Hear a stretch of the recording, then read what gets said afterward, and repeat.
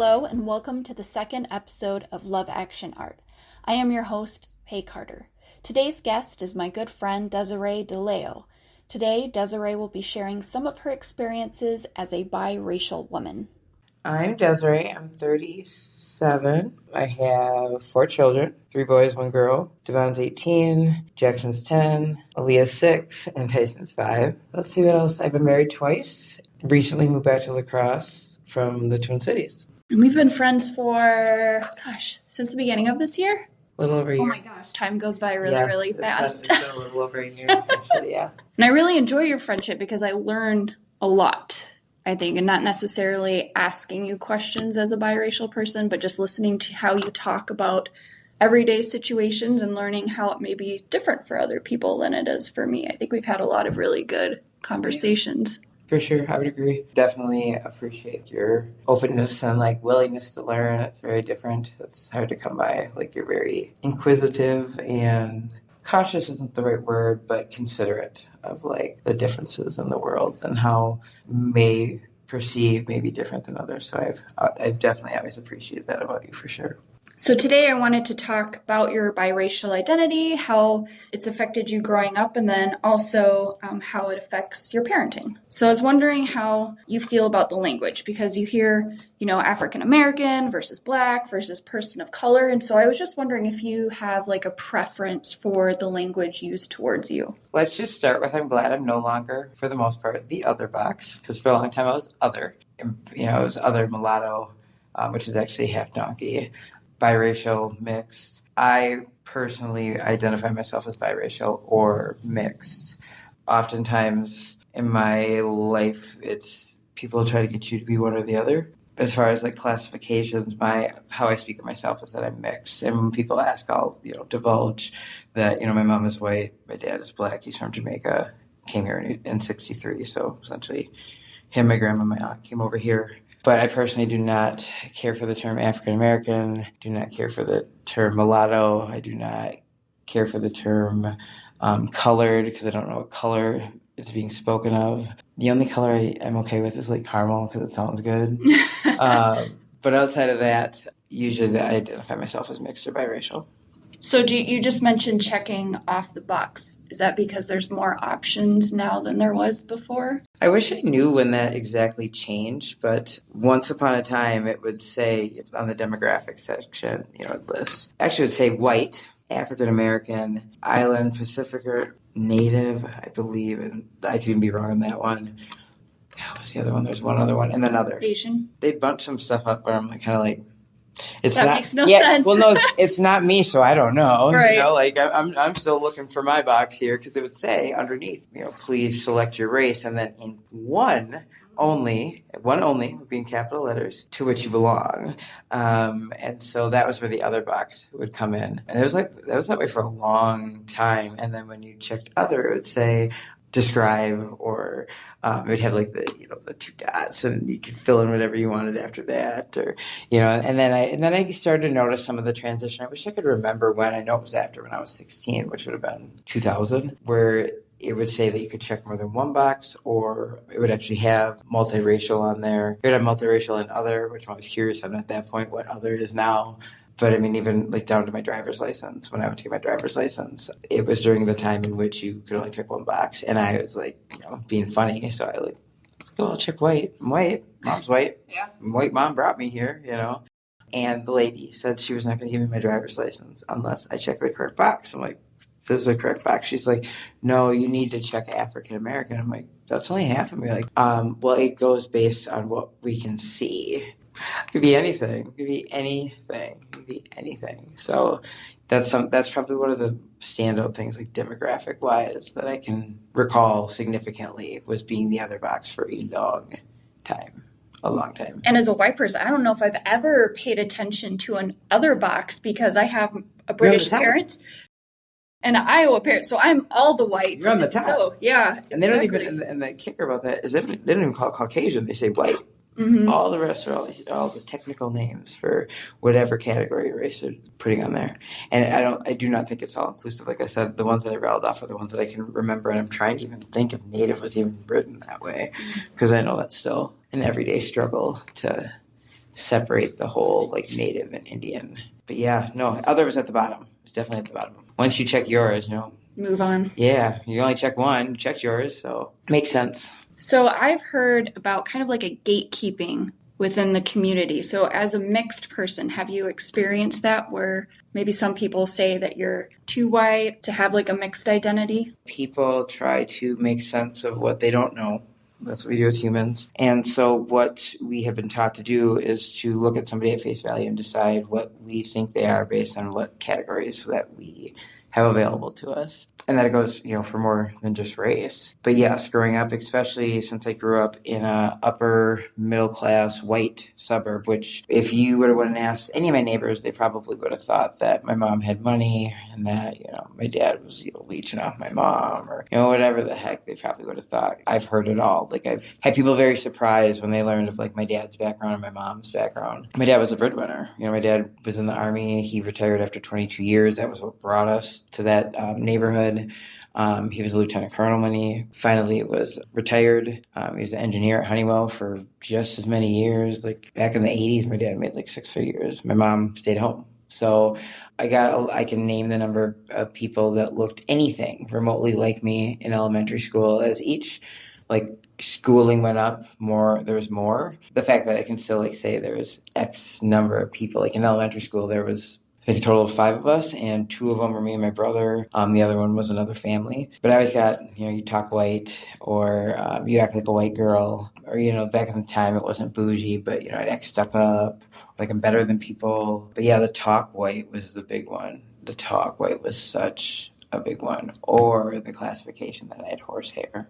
Those are kind of the 2 opposite ends of the extreme was, the black community was, I talk white, and the white community was that horse hair. Yeah, definitely I always tried to have me pick a side, but no matter what side I picked, I'm only half. I would tell people that. I can only fill half your quota. Whatever it is you're looking for me to identify as, I can only fill half of it. The only time that I ever have categorized myself as one was when I went to get my license that time.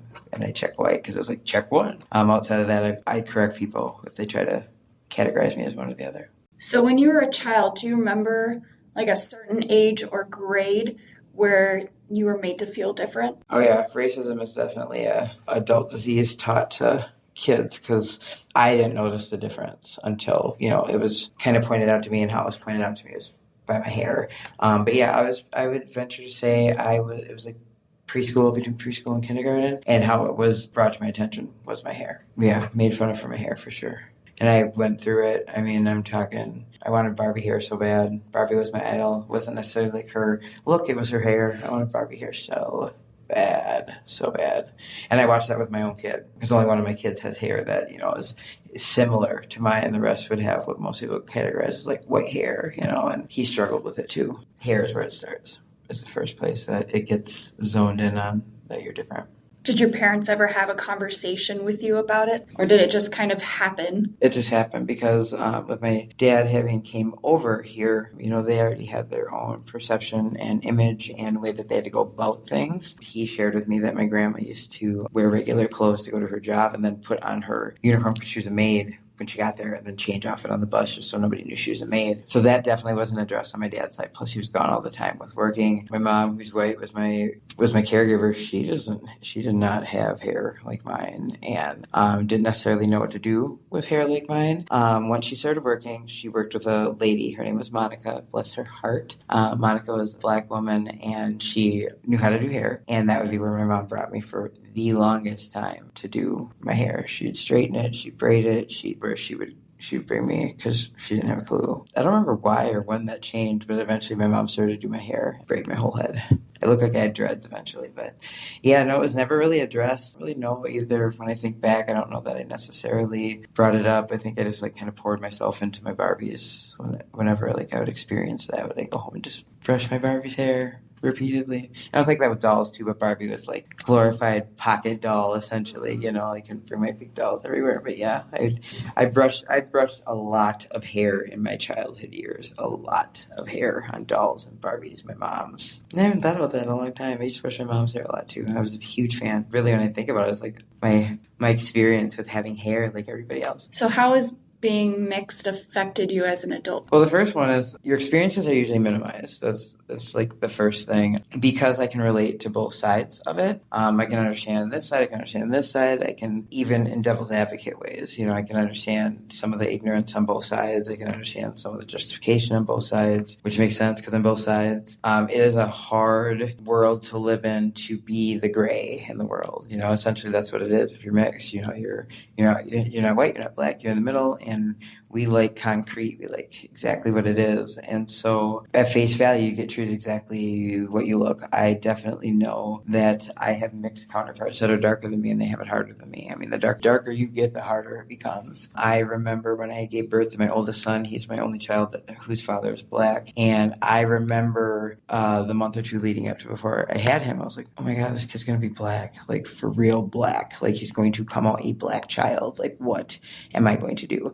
As a mom, should I really give two craps the color of my kid's skin? Probably not, but I remember that being something that I had thought about, like, I wonder how dark he's going to be. I hope he's not too dark. I hope, I remember thinking all these things and really never shared them with people until later when I was in school and in a safe setting, which was my sociology classes, to share that with people. He came out. He's lighter than me. He came out lighter than me. I remember being ecstatic that he was lighter. I'm like, oh, thank God. Thank God. It's like game changer. Even having that be a thought, like shouldn't even be a thought, but really having to find a place in a world that wants you to pick one.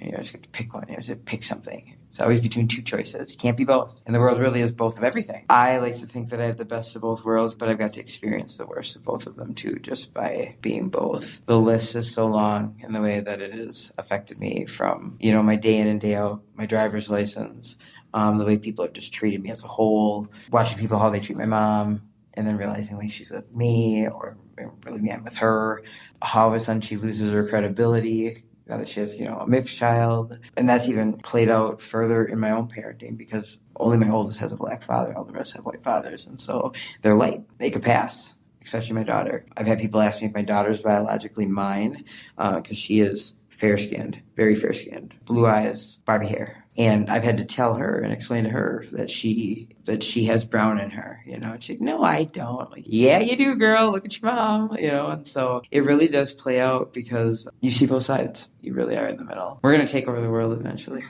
We are. So did your mom experience that? Somebody coming up on the playground and thinking like they've adopted this poor black child from this horrible situation and they're such a good person for doing it when in fact that's their biological child. Yeah. So did your mom experience anything like that?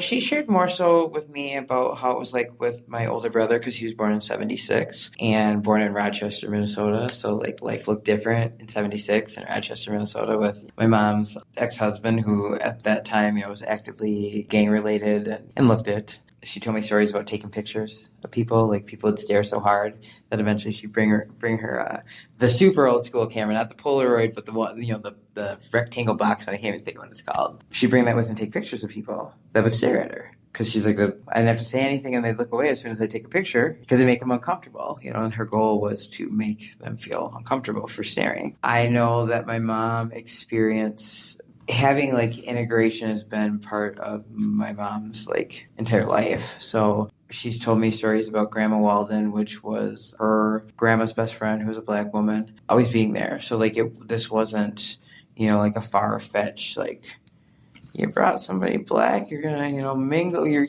taint our race. It wasn't like that within my family, but they did. My whole family kind of experienced some of that backlash. I do know that when I was in elementary school, I know we had a White House, and one night somebody wrote nigger across our garage on the front and on the side. And then on our mailbox, needless to say, you don't see that right away. Everybody else sees it. So yeah, she experienced the backlash. I don't necessarily know how in depth it went as far as people asking her if she adopted, but I can only imagine just with my own experiences where, like I said, I'm not one for stereotypes, but the way the world is, they're not giving me any fair-skinned, blue-eyed babies. I got a solid drop, like that. There's no saying I'm white. If anything, they're going to miscategorize me and assume I'm not because I'm actually the darkest child out of both my mom and dad's kids. So let's talk about your kids a little bit more.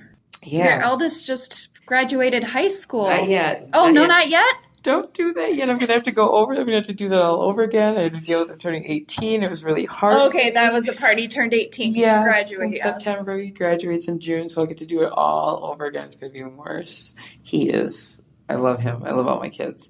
He's my first, though, so with him, it's like just this different. He made me a mom first. He my other kids have it easy compared to him. He's my only child whose father is black, and it kind of fit some of the stereotypes of what people would expect that to look like. He's doing well. Jackson is 10. His dad was my first husband. His dad is, I would even call him white, which is, again, miscategorization. He is a fourth. So he has the same blend and like makeup and race as my daughter does. Her dad is also white, though. She is 3/4 white and a fourth black. And then my youngest son, Tyson, his dad is white. You watch the drop kind of fade. Tyson's questionable. You kind of look at Tyson, you're kind of like, we don't really know what's going on. Like, you can pass as white, but you look like you have something else. But Aaliyah's the one that could absolutely, if she tries to tell people at some point that she is mixed and tries to like stand hard on that, people will not believe her. And they'll probably question that like they did with me. Like when I told people like my mom's white, they're like, I got questions if I was adopted. Jackson,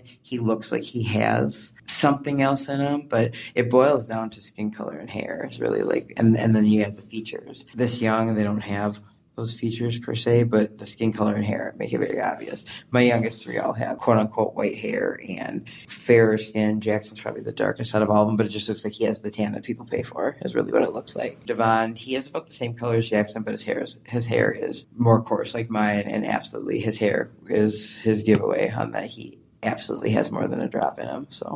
And he struggled with that. I mean, I remember him telling me how much he hated his hair when he was in elementary school, too. So because of those differences, have they been treated differently in school between? Oh, yeah, for sure. I remember when Vaughn was in elementary school. Mind you, he's a good kid. He was never bad, for lack of better words. Kindergarten's a year I remember very much so. His teacher was a little old white woman who I think she retired that year or the year after. She's like, I don't know what it is with this bunch, but they're just unruly. Like we have behavior charts and all sorts of stuff. I worked during the day, so my then husband, which is Jackson's dad, we weren't married at the time, but we're together. He kind of took on the role of being Devon's dad, and he went to school and, popped up on him to see, what he's doing during the day, because we get these little behavior charts that at teacher's discretion on if he's behaving or not. I had asked him, what the race of these other boys were. Based on the way she told it, you could come in this classroom and you'd be able to figure out who these horrible kids were. And there was another little boy, which I don't know what race he was, but he wasn't white. I think he said there was a mixed one and the other two were white. And so it doesn't surprise me too much that circle, what she's viewing as being unruly and hard to manage. And, it was in the middle of Blaine, Minnesota. The only two kids she had that had even a drop of any color in her class were in her behavior chart group, and so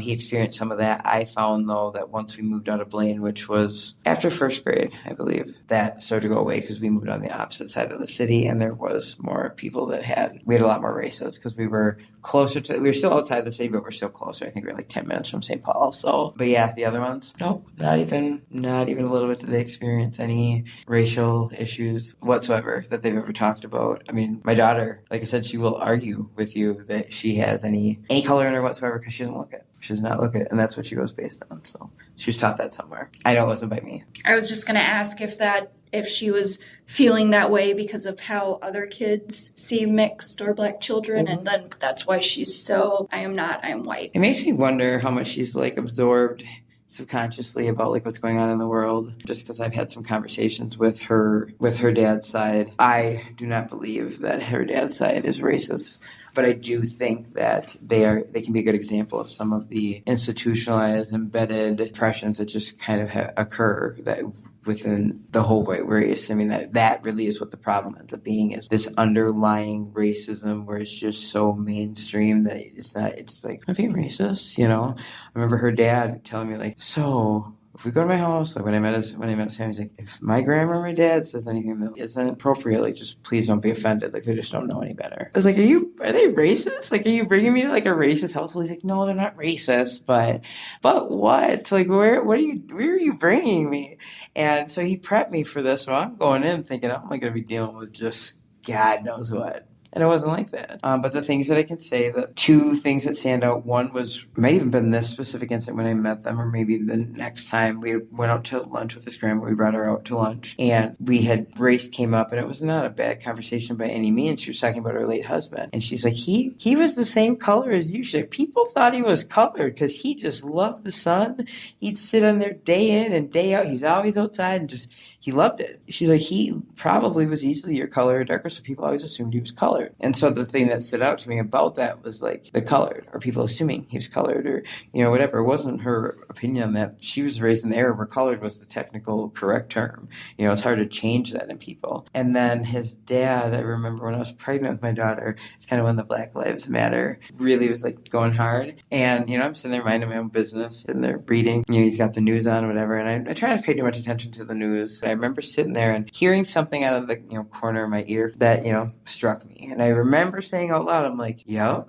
Yeah, responding to it. And no sooner than I could even finish, my second or third yeah. His dad turns to me like, please don't tell me that you buy into all this Black Lives Matter crap, do you? And I was floored. I was like, the hell is he talking to? Like it just seemed like an inappropriate question. Can I appreciate that he asked? Yes. Can I appreciate the way he asked? No, because he already gave his opinion on what he thought of it. It's fair to ask if I side with whatever I want to side with. That part I absolutely can appreciate. But to categorize what you think already, what you think I believe in, and already putting it in a whole different category while you're asking me that question, no. I can also say that I believe this is where the problem lies, that genuinely he did not know or believe what he was saying could possibly be offensive. He just didn't. I really truly believe that. I feel like he genuinely went into that thinking that he doesn't agree with it. Like, he didn't understand how the words within that made it be like, really, dude? Really? And I think that ends up being what the problem is that it's so embedded that people don't understand the places in which it can be offensive. Now, if I were to be like, don't tell me you buy into all this rapist crap or this child, pedophile crap or something like that, people would be like, hell no, I don't buy into that. And it would be okay. You know what I mean? Like, it ends up being just a category of something that people just get, they get accustomed to feeling whatever kind of way. I can step back and remove some of the key pieces of that and see how now when you start adding the fine details, how somebody could be like, not even know that they're offensive at all. But my response to him was like, I'm half black, so we'll start with that. Like, I'm going to have to pick a side with the oppressed. I always will. I don't care what it is. All more so if half of it is the way that I identify. So if you're asking if I believe, do Black Lives Matter? They do. I absolutely believe that Black Lives Matter. Because we've had conversations later, not specifically about race, but he's asking about various things. He's been concerned on like what my reaction is going to be. And you see that a lot now where people are, kind of, they're scared to ask questions because it's so sensitive. Like it's they don't want to say the wrong thing. They don't want to do the wrong thing. They don't want to do any of those things. So then they get categorized as being a racist or not a racist. Whatever one is a win in their book. Sad to watch mix. It's really sad to watch mix because you really are like, see both sides of it. You don't want to be the person that something to do with Black Lives Matter comes up and you have that one mixed or black friend and you're always going to them too. For me, I know that's been a challenge. Like with my creating stickers, always want to make sure there's different skin tones involved. And so sometimes I go to you or another friend just to say like, is this a good skin color to use? And I feel so weird about asking you that because I don't want to be that white friend that's constantly, but you've told me it doesn't matter. That's great. And that's what makes it hard too, is because I know people that absolutely be like, you figure it out. I don't think that's appropriate. I do not think that is the correct solution to the problem. I don't care what we're talking about. I do not think that is the correct solution to the problem. I've heard a lot of people be like, do your own research, figure it out yourself, learn, educate yourself. What in the hell are you going to go learn or educate yourself on? The books we were taught back in the day that perpetuated the very thing we're fighting against now? Like, what are we where is the research going to be done on this? I'm going to go ahead and say probably firsthand lived experience might be where you want to do that. Because I'll tell you what, if I'm going based on the books, slavery's over, we should have no problems, racism doesn't exist, this isn't a problem, we're good, what are you complaining about? If we're going to go based on the books. That's not how it is. That is not how it is. And so for me, I always thought there's no such thing as a stupid question. I love when people ask me that. Why? Because it tells me people in my life that are open, that they want to learn, that they're sensitive to it. Like, you feel weird doing that. You shouldn't. You feel more weird kind of being like, this is right. let me put this out in the world. If when you're dealing with something that's sensitive and you're taking your own initiative because what you think you know rather than what you in fact have actually like got an opinion on, when some of it doesn't have anything to do with you, there's absolutely nothing wrong with that. And it breaks my heart that people have shunned. Really and truly, that is your chance to educate somebody. Because if you want them to go educated the way you hear people say that, we're right back where we were. In fact, we're probably back a little ways away from that, And then when you have all these people that, you hear all these different stories, and all of a sudden you're like, I've heard at least 20 of these same stories. They're similar. They're not the same, but they're similar. Maybe it isn't what I was taught, And so for me, I love the questions. I mean, even when I was asked if my daughter was biologically mine, I had my white cousin who was like, I can't believe that she had the nerve to ask you that. How rude and disrespectful. I mean, she was going off. She thought it was just literally the most like subtle attack almost, like literally like an invasion of like my life and my privacy. And then we crossed paths at the daycare because come to find out our kids went to the same daycare. It was then that she asked me. It was when we crossed paths at the daycare and she saw me pick up my kids. Kudos to you, lady, because for real, I applaud your bravery and your courage, because really we live in a world where like my cousin's saying like, oh my God, I can't believe you'd ask her that. Then there's me over here who she's asking who's like, bravo. I'd rather you come ask the horse's mouth than you walk away and be like, wonder what that situation's like. In which when you wonder, you will come up with your whole scenario on what it is, what it might be.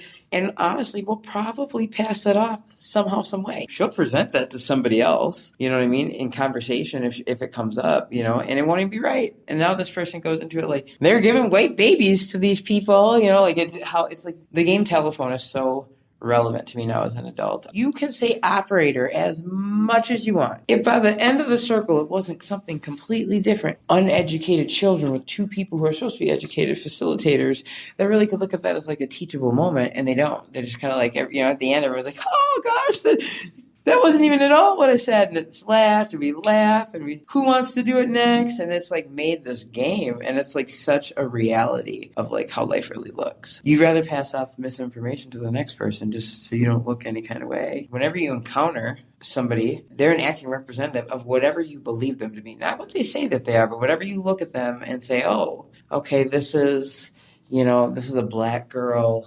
She's got 4 kids. They don't look the same. She's probably a single mom. Probably never been married. Obviously, none of the dads are here. She doesn't look like she's very smart. She got 4 kids, and all these kids look the same. And somebody comes up. Families look different. Yeah, and really and truly, I, with the exception of my oldest kid, I loved all their dads. I was with all their dads. I was married to 2 of them. So now, what I get to become the representative of, a black female, a single mom, a mom with multiple dads. I get all these titles and positions that I had no say in whatsoever. It's purely, I don't even necessarily get to hear about them unless they come up and even ask questions. And if they don't, they just walk around with me validating whatever it is that they thought because they didn't ask any questions.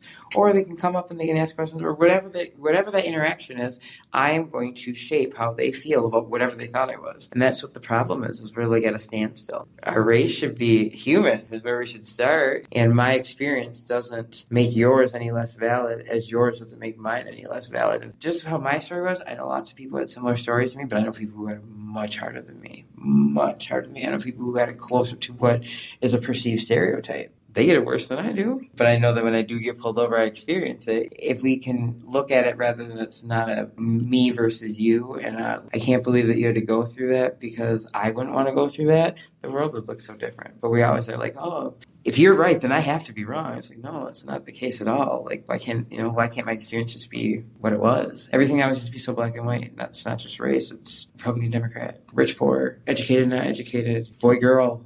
I don't know where everybody else is living, but where I live, it is not that simple. In fact, I might need like a playbook. The world just keeps evolving and we need to evolve with it, and we just don't. For me to evolve, it's almost like I'm trying to like disown a part of me when it's really I'm just like evolving. Yeah, it's interesting how, like for me in the disabled community, I have privilege. Yes, I'm still part of an oppressed group. Yes, I still face discrimination and issues, but at the same time, I acknowledge that I have compensation from the VA that gives me access to medical care, crappy medical care, but nonetheless, medical care. I have an income coming in every month, but that doesn't make me any less disabled. It gives me a privilege within the disability community, but that doesn't mean that my identity or what I experience isn't valid. And that is usually where the problem lies, is that people get so defensive. Like, why is my life experience offensive to you? Especially if it's not even me being like, remember when we were in second grade and you said I had horsehair? It's not even my experience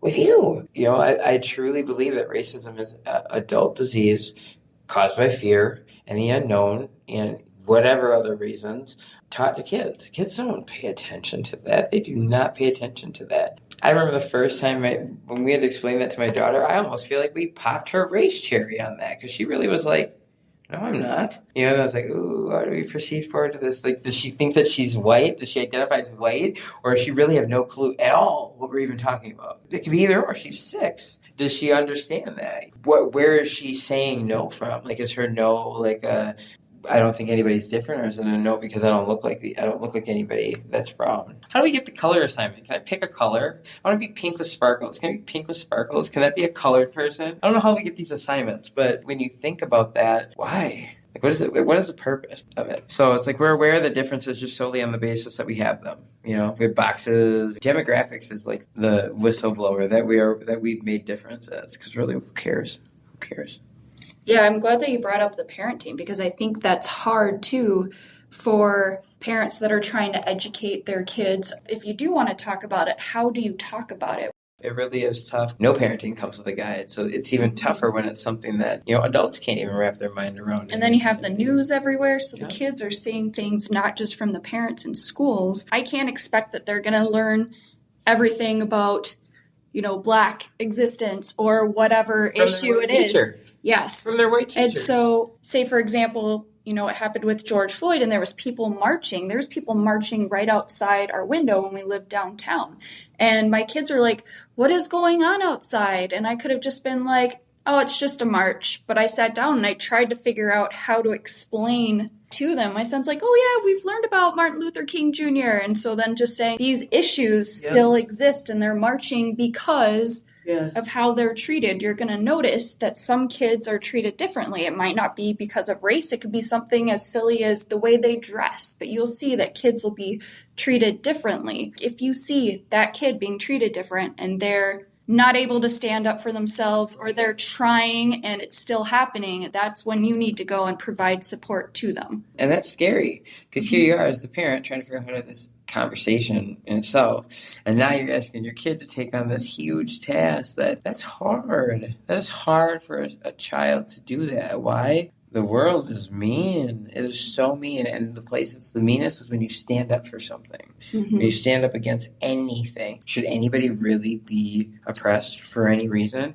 And if so, why do you think that? Because really, that's an internal issue. And what ends up happening is it's an internal issue that gets spread like COVID, within families, that they teach people that there's a superior and an inferior. And it's like, where? When I die, we believe the same color. The only difference that plays out with our money at this point is really and truly what our casket might look like. That's about it. And even then, does it matter?